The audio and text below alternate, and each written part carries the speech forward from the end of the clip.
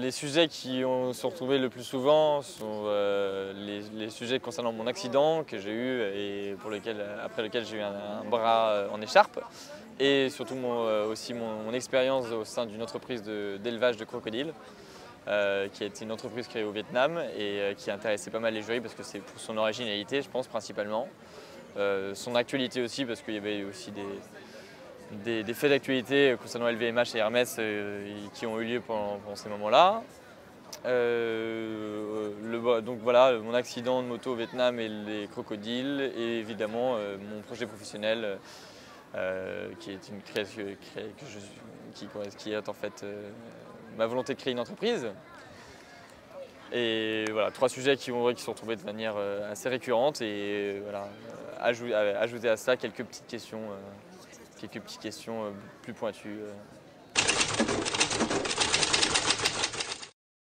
À Audencia, j'avais le directeur de l'incubateur, ce qui pour un entrepreneur en herbe est quelque chose d'assez exploitable, disons. Donc c'était quand même on est presque arrivé à la deuxième phase, disons, de l'entretien, puisque voilà, il correspondait parfaitement. C'était une personne avec qui j'ai vocation à travailler dans le cadre de mon projet professionnel. Donc c'était quand même, ça ouvrait sur pas mal de sujets différents.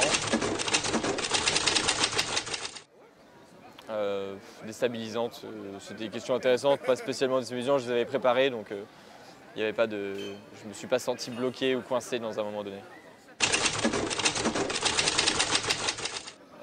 Allez-y détendu, ça ne sert à rien de vouloir négocier de vouloir maîtriser tous les sujets, toutes les questions possibles. Je pense qu'il y a un moment où il faut une certaine sincérité, pas être impulsif, mais répondre sincèrement de manière naturelle. Et à partir de là, ils sentiront votre motivation, si elle est sérieuse, ils sentiront très bien votre motivation, et savoir d'où on vient, où est-ce qu'on va, c'est très important. Je pense qu'on aura une personne qui vous interroge sur votre passé, et surtout dans l'avenir que vous pouvez avoir dans une école donnée.